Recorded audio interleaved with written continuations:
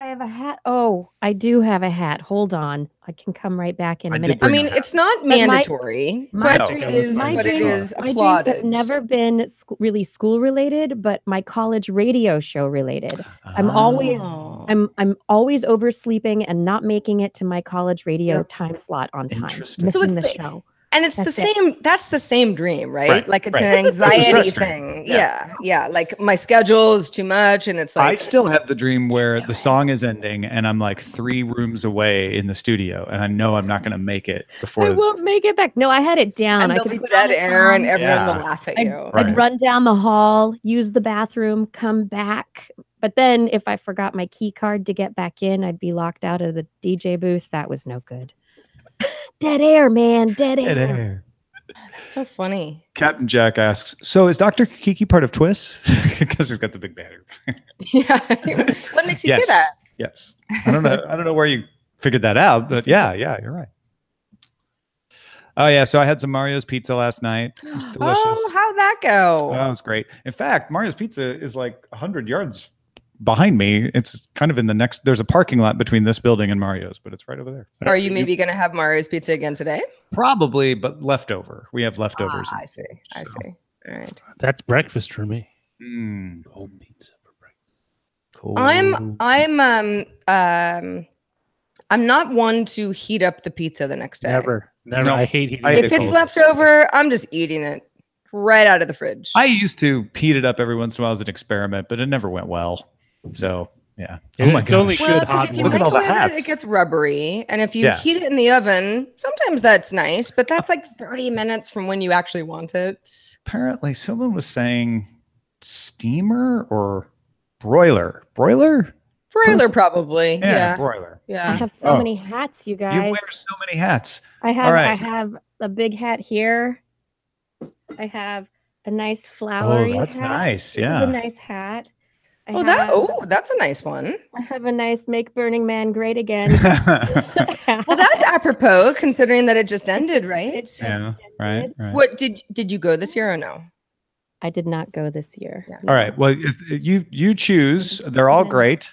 Oh, I like that one too. Yep. Wow. That's a good one. I think we have a winner. Yeah. I think we have a winner, and it's time to start the show. Time to start. Right. Ready when y'all are.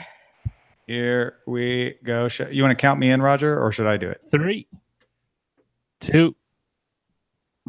Thanks to everyone who supports Daily Tech News Show directly. To find out more, head to dailytechnewsshow.com/support. This is the Daily Tech News for Tuesday, September 7th. It's not Tuesday. It's really totally Friday, September 7th, 2018. In Los Angeles, I'm Tom Merritt. And from Studio Feline, I'm Sarah Lynn. It's also Friday here. And I'm Roger Chang, the producer, who should have changed the date. Also joining us today, Dr. Kiki, host of This Week in Science. Dr. Kiki, great to have you back. It's so good to be back. Hello. Hello. Kiki's back. We're going to talk about Dr. Kiki has prepared science for us 3 ways today. I did 3 science stories. In her science kitchen. The tricycle of science. Right. Which is apropos. Science what is it called when you deconstructed? Science deconstructed. Deconstructed. That's right. Science to tech to movement. Aha. Yeah. No, that's exactly what it is. But let's start with a few tech things you should know. Google sent out invites to the media that said, I heart NY. You might have seen those t-shirts. The heart was made of a less than 3 sign, and then the number 3, which obviously is the emoticon for heart, of course, but also probably indicating the announcement will be about the Pixel 3. The event is scheduled for October 9th. Well, guess what? Microsoft said we can do that too and sent invites to the media for an event at 4 p.m. Eastern, October 2nd. The invite read, a moment of your time. Watch? I don't know. Best bets are sneak peeks at coming Windows 10 features, possibly some new hardware in the Surface line, maybe a calendar. I don't know.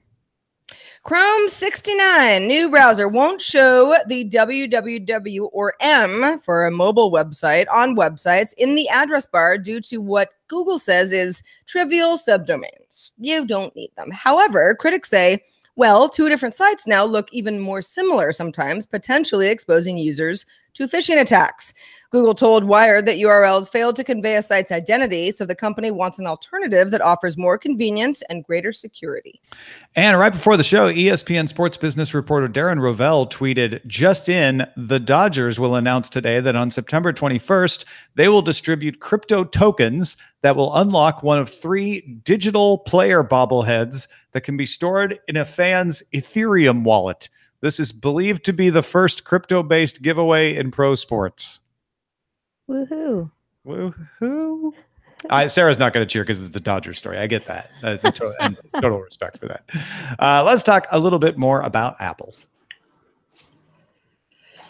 All right. Hopefully you can hear me. Yes, we can. Apple has removed a macOS app called Adware Doctor that blocked ads, but also shared user browser history with a domain based in China. Now, Patrick Wardle, who's the chief research officer at Digita Security and founder of Mac security company Objective-C, that's SEE, but very clever, says that Apple was informed of Adware Doctor's practices last month, but didn't do anything at first. Although Friday it confirmed to BuzzFeed that it has removed the app from its app store. Adware Doctor costed $5 and was Apple's Mac App Store's 4th highest top paid software program and the App Store's #1 paid utility app. Yeah, and there's a lot of similar apps in the Mac App Store. When I was looking around to see if this was still there, I found others with Chinese software makers. I'm not saying those are, sending your browser history away, but this is pretty clearly a violation of Apple's guidelines, and it's odd that they didn't do anything about it. And when they were informed August 12th, Apple isn't talking a lot about it. I would like to know, I would like Apple to say, we didn't remove it because X, or, we have now removed it. We're sorry it took so long, but give us something to make it clear. AnandTech has identified that Huawei has been increasing thermal and power limits in order to boost scores in common benchmark software. It makes for high benchmark scores, but also makes the system look less power efficient. In a meeting at IFA, Dr. Wang Chenglu, president of software at Huawei's Consumer Business Group, tried to persuade AnandTech that benchmarks aren't the best way to evaluate phones. He also said, others do it, so Huawei must, and he wants to come together with others in China to create a standard. He also ensured future benchmark announcements will be verified by third parties. Now, AnandTech has a great write-up about this. They point out that they use GFX Bench to do their benchmarks, which is a more real-world test. And that mobile needs proper in-game benchmark modes that output data properly. So Huawei pushing for standards is great, but there seems to be no reason why Huawei would want to do this. Granted, they should want to do all of this other stuff, but like create standards, but they don't get anything, they don't even get that much of a marketing push out of faking these benchmark tests. And other companies have gotten in trouble for this before and been busted and either stopped doing it or alerted people that they were doing it when it started. Well, okay, so, what's the best guess here? I mean, obviously, fudging numbers is very common in lots of industries. But if Huawei is like, okay, listen, we don't want to do this. Sorry, here are benchmarks to prove that we're, not trying to pull the wool over anyone's eyes intentionally. Is this just something that companies have to be better at as far as internal numbers? No, stop doing it. Just stop trying to fake it. There's no excuse at all for this. Okay. The excuse is marketing hype, which, like I said, doesn't really lead to much. And you're going to get busted. AnandTech or someone else is going to find out because they look very closely at this stuff, thankfully. According to a letter to the U.S. Senate obtained by Mac Rumors, Apple is building a team to train law enforcement on tech issues, including an online training module to help reach police forces around the world. By the end of the year, Apple will launch a portal for authenticated officers to submit lawful requests for data and to track requests and obtain responsive data from Apple. The company is doing this as a part of its effort to follow the guidelines of a recent report from the Center for Strategic and International Studies. I find this to be oddly hopeful. I think what Apple's trying to do here is say, no, we're not going to build a backdoor into encryption, but we have a really good reason why. And we are going to show that we want to help law enforcement in ways that don't weaken security for everybody else and that are effective. I think what's greatest about this is because it's an online module and because they're reaching out to everyone worldwide in law enforcement, smaller police forces, rural area police forces, small country police forces can take advantage of this as well. And if you're wondering about it, Apple says that what they do is follow the laws of the local country. If they have a appropriate legal request in that country, they will fulfill it to the best of their ability.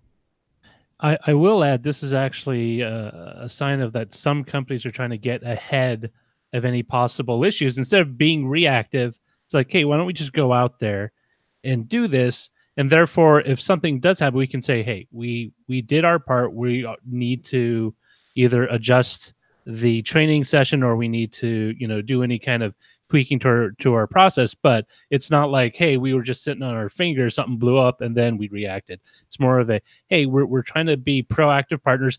Therefore, if they ever get grilled in any kind of political ping pong match, they can say, hey, like, we did our part. It's all on your hands if something else blows up. I mean, yes, that does make it sound like they're only doing it because they have to. I have a feeling that Apple has been developing this for a long time, and I think they want to do it. I don't think they're.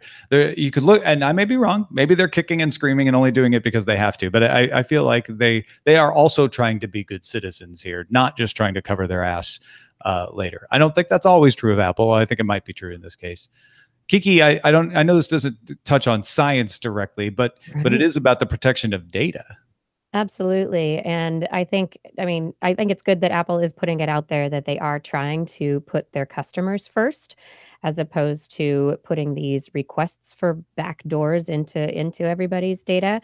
It's interesting, the point that you made about, I guess, democratizing the police around the world, the law enforcement around the world. Some police forces have the money to have an experienced privacy and security professional who does hack the phones, who gets into the evidence that they collect. But little podunk town in the middle of Iowa is not necessarily going to have those resources, but maybe they can have members of their force who've gone through training or have that information at hand as to who to contact if they do have needs.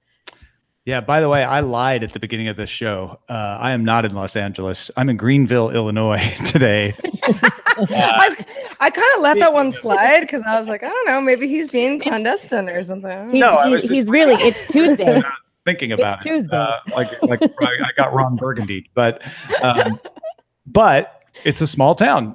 It's not in the middle of Iowa. It's the middle of Illinois, but it's exactly what you're talking about. I apologize to everyone for the mistake. Well, that one, Roger, I should know where I am. I don't put that one from Los Angeles, California. I should have realized that's not where I am. Maybe you really did put yourself on Tuesday in Los Angeles. Well, I was in Los Angeles. That's exactly right. Total sense. You default to the day.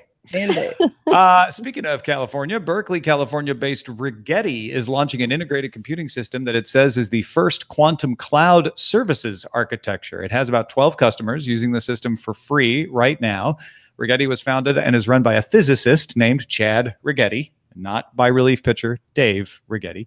Fast Company toured the data center, which is made up of supercooled 16-qubit quantum computers run in hybrid with traditional servers. So this is a hybrid system, not a pure quantum system.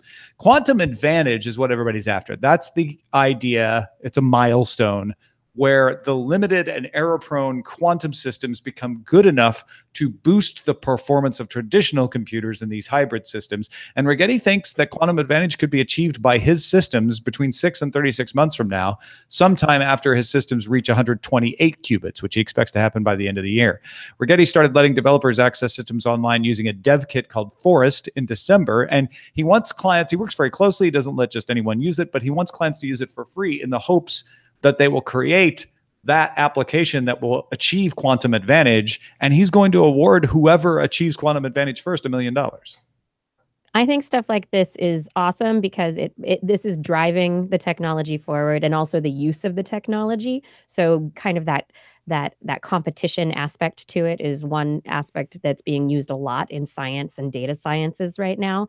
So that's awesome. But secondarily, I think that between 6 and 36 months from now, that's like the standard.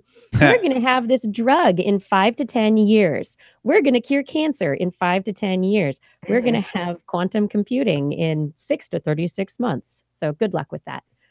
Fingers crossed. Yeah, I mean, the thing that gives me a little hope is they've shifted from saying we need quantum advantage in a pure form to saying we want to achieve stuff that's good enough. So drug discovery is an example where they don't need to actually find out the best drug, as long as they find out a drug that works better than the drugs that are there. Or for stock portfolios, they don't need to find the most optimized stock portfolio. If the quantum computers are a little error prone, but they still create a portfolio that's better than traditional computers, then you've got quantum advantage. Multiple outlets, starting with the Wall Street Journal, are confirming that Tim Armstrong, actually my former boss at one point when I worked at TechCrunch, is negotiating an exit from Verizon's Oath, which was formed by the combination of AOL and Yahoo. Oath COO K. Guru Garapan had most of the day-to-day control of the company since the reorg earlier this summer. Recode's Peter Kafka says that Armstrong wanted Verizon to spin out Oath as its own company. New Verizon CEO Hans Vestberg is seen as less interested in media. And the official word seems to be that Oath's properties will be integrated more directly into Verizon's. However, Verizon CFO Matt Ellis told a Bank of America investor conference, "Our commitment is as strong today to Oath as it has ever been." Oath generated 6% of Verizon's total revenue in Q2. The 6% is a very interesting number. Matt Ellis said, "I take this oath." About Oath. I mean, listen, it's 6% is, any executive is going to be like, we need to like re-strategize here. This is fascinating. The early stories that I saw about this saying that Verizon under Vestberg, which he is very much a telco guy and was refocusing on telco parts of the business, made sense. The idea that Oath could compete with Google and Amazon in advertising wasn't crazy, but it was going to be a hard thing to pull off. Yeah. So these later disavowals from CFO Matt Ellis, I feel like are trying to calm investor fear. I think they are going to start taking the content they have in Oath and just reattaching it. And I don't think that's the best thing for the content that they have. I think the idea of a Yahoo AOL combo that's separate is probably more functional for creating media and content. I think Armstrong was probably right. They should just either run it independently or spin it off. But who's going to listen? Well, apparently Armstrong decided no one, and that's why he's leaving. I'm out of here. You're not listening to me. Okay. Yeah. He's also been, he headed up AOL for a long time, and, saw it through many iterations. And recently, particularly after Verizon bought AOL, when I worked at AOL back in 2015, has seen downsizing and budget changes, and the entire conglomerate is continuing to shift. I'm trying to choose my words carefully, but and shrink even. Yeah, exactly. Yeah. Well, folks, if you want to get all the tech headlines each day in about 5 minutes, be sure to subscribe to dailytechheadlines.com. Let's talk space and other transportation and movement technologies, Kiki. Starting with space elevators, a favorite of mine. I used it in a novel I wrote once as a trope. It's been around as an idea for more than a half a century. And the idea is that it would make it easy to get into orbit, but we don't have a material that's quite strong enough to be that rope that can get us reliably into orbit. What's the latest progress? Well, the latest progress is that we still don't have that rope. Darn. They're still counting on those carbon nanofibers to actually be the fibers that make up the rope, but we haven't gotten to the point where we can really make the 60,000 kilometer long rope that we want or need. But the advancement now is that there is a Japanese team who are going to be testing near the International Space Station a small prototype elevator. And it's, it's going to be small. It's going to be 2 ultra small cubic satellites that were developed by Shizuoka University Faculty of Engineering. And they're tiny, like 10 centimeters each side, 100 cubic centimeters.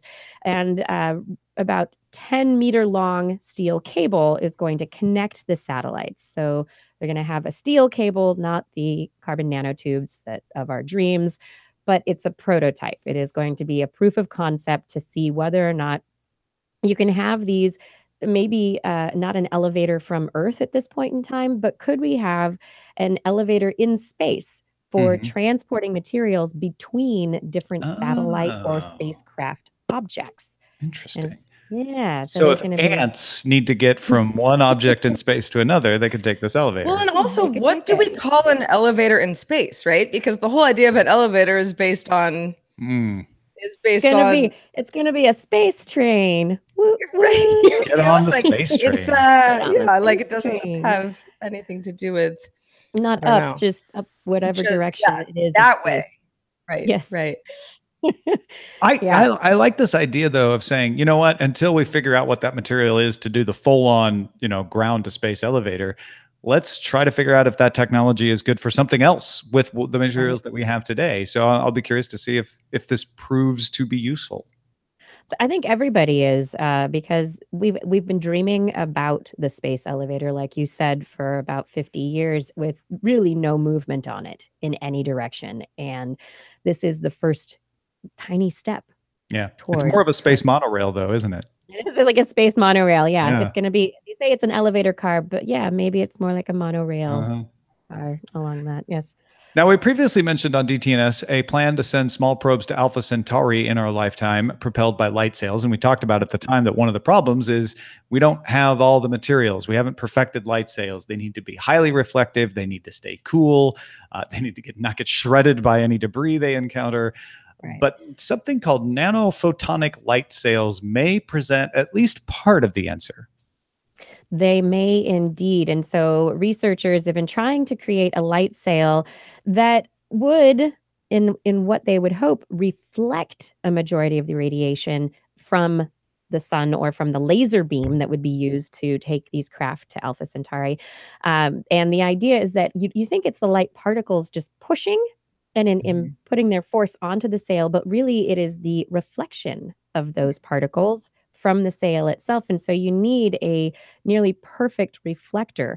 And there's a new article in Nano Lasers in which researchers from the California Institute of Technology in Pasadena have created these nanophotonic structures. What does that mean? They're tiny, little tiny nano-sized particles that manipulate light at sub-wavelength scales. So normal wavelengths of light are on the hundreds of nanometers, but this is going to be sub-wavelength scales. And this will give them a way to, perfect that propulsion system. And they have discovered that whereas silicon has a large reflective index, it doesn't have a good cooling ability. Silica has a good radiative cooling property and a smaller refractive index. And so they're working on how to get the right mix, the right balance of these materials, because you want to have, the laser beam light is going to heat up on one side, but the other side of the sail has to cool. And without slowing it down. So it doesn't slow down, and so there's no warping of the sail either. Yeah, because the idea is like we just nudge it with a laser beam and it just keeps on going, right? Yeah, what I think is interesting and exciting about this is I think Japan sent a light sail ship to Venus a few years back, and it worked very well, but it wasn't using laser light. It was using just the sun's rays, and so it was only so fast and so accurately it could go. But the idea that we would need to have light to take us all the way to Alpha Centauri or Proxima Centauri b, right? You have to get all the way there, and laser beam is the thing that they think will propel us there. And so if we want to move around in orbit, it's the space train, it's the space monorail. But that's just at the beginning of the experiments. For it's 10 centimeters. We can't get in one yet. If we want to go to Alpha Centauri, it's a light sail. But that one, we're still trying to find the right balance. Nanophotonics helps us get a little closer, but we're not there yet. What about Kiki? What if I want to fly like a bat? Well, you won't do it in space, probably. You won't do that. But if you do want to fly like a bat, maybe you don't want to. Maybe your robot could. Oh, can I have a robot bat, like an IBO for bats? Robats, Kiki said. Robats. That's right. Publishing in the Public Library of Science journals, a team has published an article called "A Fully Autonomous Terrestrial Bat-Like Acoustic Robot." And so this bat could move around terrestrial environments, maybe on Mars. I don't know. But this is a bat robot that has been given echolocation abilities just like real bats. They even gave it 2 audio sensors to mimic the ears of bats and a single echolocating device to send out the radio signals, the auditory signals, the sound signals that would then bounce off of things in the environment and allow the robot to map its environment through sound and thus let it navigate without running into anything. Robat. So how big is this thing? I don't know. That's a great question. Because I think I think something I could hold in my hand. Those pictures. This is bigger, and I don't. So far, it's not flying really. This is the thing driving around on the ground, but it just echolocates. It echolocates like a bat. That's the key. It's not the flying part. I can't fly like a bat yet either. No, not fly like a bat, but maybe eventually. But you do sleep hanging upside down. but looking pretty at bat-like. Looking at the pictures of the robot, it looks more like that remote controlled driving ice cooler, ice chest, so that you could sit on your own ice chest while going out to the beach and not have to drive it.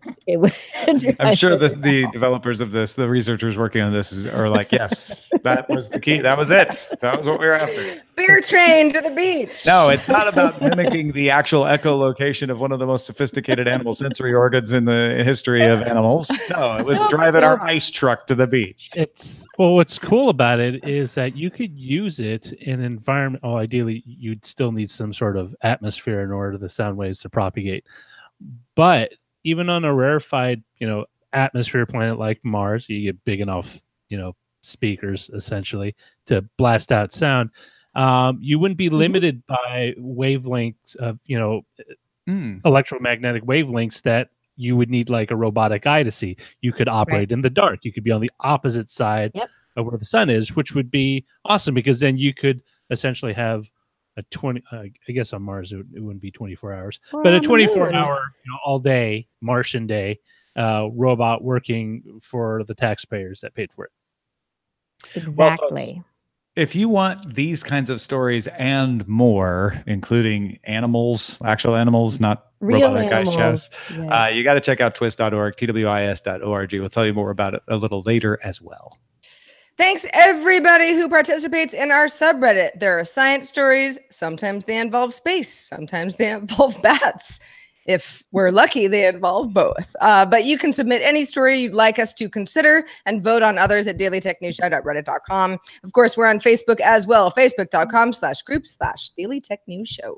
All righty then. Let's check out what's in the mailbag, Sarah. Let's do it. Wepu, who says he's in hot and humid Dakar, Senegal, one of the places that I'd like to visit in my lifetime, says, I followed Tom from BOL to Twit and now DTNS, so he's been around a while.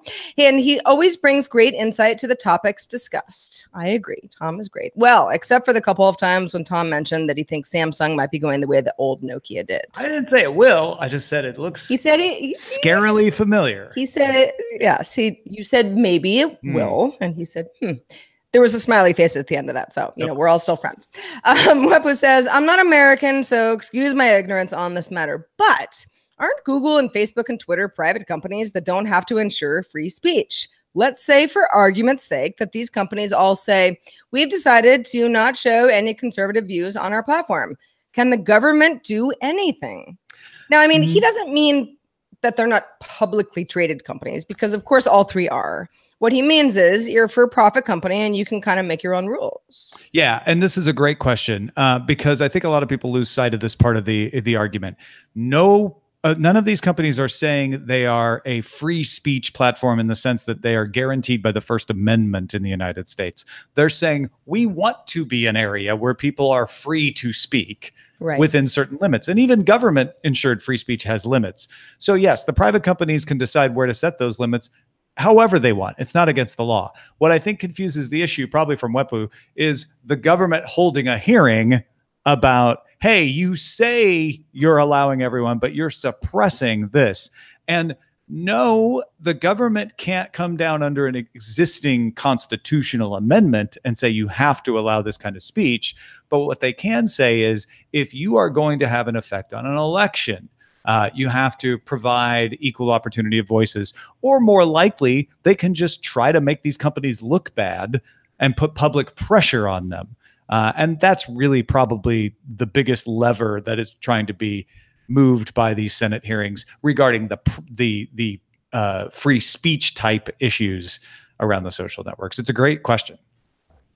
Well, thanks to Mwepu for writing in, and thanks to everybody who writes in every day of every week. And also thanks to Kiki Sanford for being with us. It's been too long. We missed you. We love your science spin on every story that we do, and let folks know where they can keep up with all the amazing work you're up to these days. Well, you can always follow me on Twitter at DRKIKI. That's Durkiki. My website is twis.org, TWIS.org. That's where you can find my science podcast and subscribe. And if just those two things. Those are probably the best things right there. All the best things can be found at twis.org. Also, really good, fun things can be found at patreon.com/DTNS. Please check it out and see the benefits of becoming a member and getting to chat with all the other folks in the audience. It allows us to keep doing the show, and we need your support to keep it going. Also, please peruse our fine selection of DTNS stuff at dailytechnewsshow.com/store. And I'd be remiss if I didn't thank the fine folks here at Greenville University, where I'm doing the show today, especially Dave Holden and Matt Bernico for setting me up here in their gaming lab with an awesome high-speed connection. So check them out at greenville.edu. Yeah, our Daily Tech News Show store is where you can get a fine hat like the one that I'm wearing. It's comfortable and it's very stylish. Our email address is feedback@dailytechnewsshow.com. We're also live Monday through Friday at 4:30 p.m. Eastern, 2030 UTC. And you can find out more at dailytechnewsshow.com/live. Be back on Monday with Lamarr Wilson. Talk to you then. Woohoo. This show is part of the Frog Pants Network. Frog Pants Network. Get more shows like this at frogpants.com. Diamond Club hopes you have enjoyed this program. Done. Good show, Kiki. That was fun. Kiki, do you have any fun plans for this rainy weekend? Maybe or I'm going to sunny or whatever it may be. I might wear all my hats. Yeah. I might wear. Just wear them all at once. Yeah, no, I am going this Sunday. I will be at Rose City Comic-Con. Oh, cool. Yeah, we have a Comic-Con up here, and it's going to be awesome. And I'm on a panel called "Science Does Not Work That Way." Good night. That sounds great. Now, Portland is sort of called the Rose City, correct? I know that's like an area of town, like the Rose District or whatever it is. But that's like the little moniker, right? The Rose City. There are many names for Portland. One of them being the Rose City. Yeah. All right, well, Roger, the wave file is up. Any city with lots of roses is a city I can dig. Yeah, they have a spring rose festival with a rose parade where they have all these floats come by with people on them, and they're all made of flowers. Yeah, it's just like that. It's all roses and flowers, and then all these ladies on horses. And they come wearing their outfits on fancy outfits, and they ride their horses. Why is it just ladies or females? Because that's just the way it is. Oh, because it's the rose and the rose princess or the rose. They're in the court and all the different. So there's no football game later. No, there are. It's not the Rose Bowl. Bands. Not the Rose Bowl. No, it's just a Rose Bowl. Although Dave Holden, who I thanked earlier, who helped us put this together at Greenville University, did play on the 1985 championship USC Rose Bowl team. What? That is good trivia. Mm-hmm.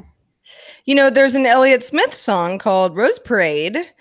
Really good song. And I always assumed it was in LA, but maybe it was Portland. I never really thought about it. Can we name the show real quick? I suppose. There's ideas. Stop trying to fake it.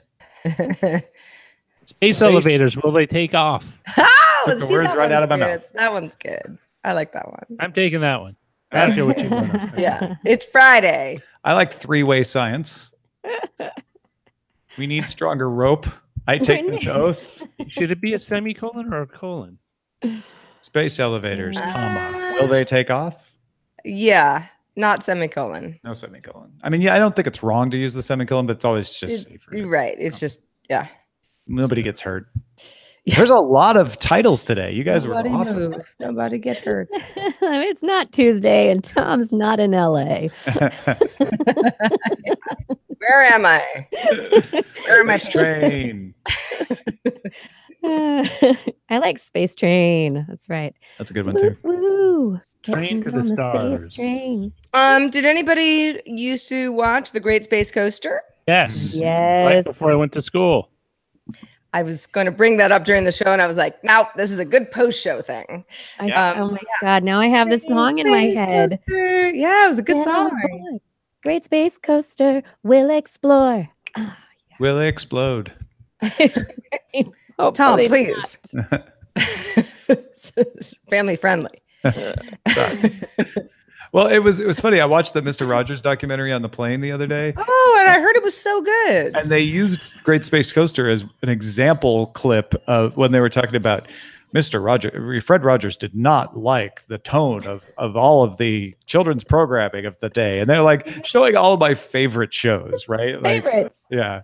What I haven't seen the documentary, so not to talk too much about it for anybody who hasn't seen it, but why? He just liked his own style. He thought they talked down to kids and didn't actually help them. They didn't educate them. Right. I don't think he had anything particularly against the Great Space Coaster itself. It was they just used that in the background. Love the Great Space Coaster. Yeah, you had Gary Gnu with no news is good news. Because they also showed Sid and Marty Krofft, and I was like, "What's wrong with Sid and Marty Krofft?" Well, but that was an educational show. That was just the kids, right? And that was really the point. Was he was like, there isn't educational programming that's good, and I want to do that, which is what he did. I wonder if he ever somehow I have this memory, and I don't know why. Somehow I became incredibly afraid of the purple panda. It was like some big purple panda character in Mr. Rogers' Neighborhood. It was the dog, right? There like a human-sized dog? Yeah, he'd like go through the door and into this other world place, and there was Neighborhood of Make Believe. Yes, and there was a big purple panda dog. That came later. I don't remember that. I don't know. I have this. But it was frightening to you. It was frightening to me, and I saw a clip recently, and I'm like, oh, that wasn't that bad. Bob Dog. Bob Dog. Yeah. Oh, wow. Yeah, I don't remember that at all. And I do remember might have been actually Mr. Rogers. I was as a little kid I loved all the classics, Wizard of Oz, the book, right? Yeah, Alice in Wonderland, which is a real weird book when you really think about it, but kids love it. But Moby Dick. No, yes, Moby Dick.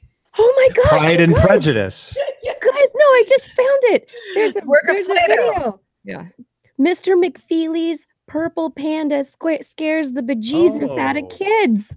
Oh, so it wasn't Mr. just McFeely's you. purple panda. So it was not Bob Dog. So wait, Oh, Mr. wow. It was a purple panda on Mr. Huh. Rogers, and there's this whole thing. If you look for it, there's a HuffPost article, different place. Episode 1310.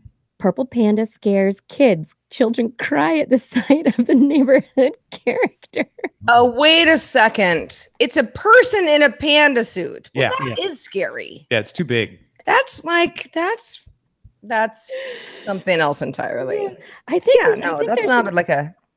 There should be Aw, a poor documentary. kids. There should be a documentary about the dark side of children's programming, the things that made kids cry, the things that the competition between the hosts of different children's programs, the things said behind closed doors. It would be fun. Oh my gosh. I just BioCow went to the dark place. BioCow just wanted to add this to the conversation. Let me find it. Here we go. He just found this jacket last night. Check this Oh out. my god, scary. Wait. Where are her Palmer with no No eyes. eyes. Oh, well, that's very frightening. That's mean, yeah. and it That's should no be. purple panda, but If that doesn't frighten you, what's your problem? yeah, you're That not paying doesn't frighten attention. Sorry. Not paying attention. Creepy. That's so Creepy. funny. I once I don't know how long Lucille, for Giants fans, Oh, the Lucy. seal? the baseball team has been around as, like, somebody in a suit who goes around and high fives kids It's or a good whatever. question because it's an allusion to the San Francisco Seals, which was the Exactly. Right. Yeah. Lucille. It's Lou the Seal, basically. Right. So it's a and when Pac Bell Park first opened, AT&T Park now, I was with some friends and their little kid, and yeah, it was like whoever was in the Lucille costume was just finding kids and being like, yay, fun hugs, and the my friend's daughter, who was probably like 3 or something, she was really young, she was so beside herself, terrified that we had to leave. Gotta Like go. we had to Wow. leave in the fourth inning. It was like, this isn't working anymore. We have to go. We all have to Lucille came along in 1995 or 96. Yeah, so this was probably more like 2000. I did It not was at like. the new ballpark. Well, maybe it wasn't. Maybe it was at Candlestick. It would have been Candlestick, maybe. Yeah, it would have been. Yeah. I did not like Fredbird. When Fredbird arrived in the 80s, he was the big cardinal, and he's not particularly Oh. scary. He's just a You cardinal. just weren't. Yeah. But You're I not remember good. I actually remember the first time he started coming around in the seats, and I think it was with my grandparents and my parents, and they're like, "Oh, do you want to see Fredbird?" I was like, "No, do not call him over here. I do want nothing to do with Fredbird."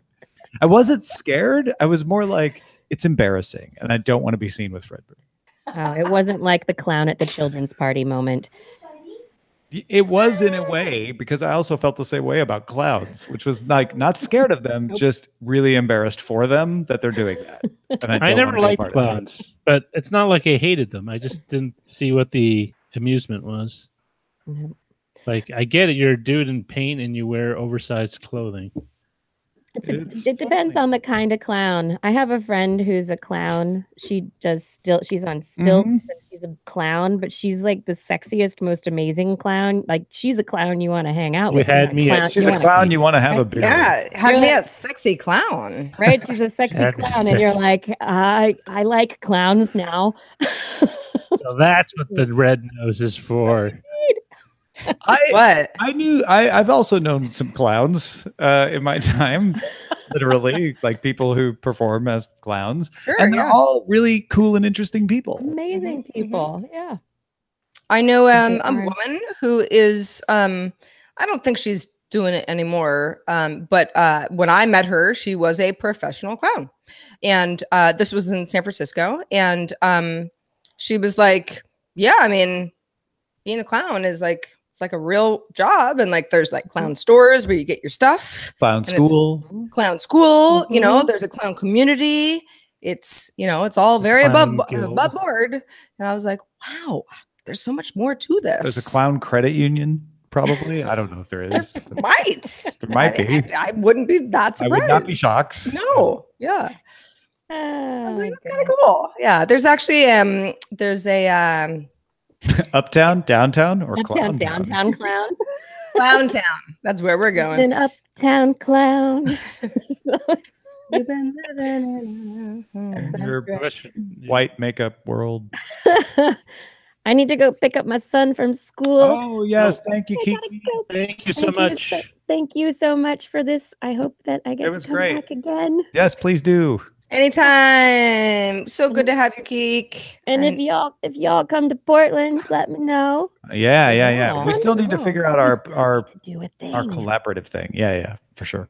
Hmm. I want to make a thing. Yes. Okay, All right. let's get back on that idea. All right. I love it.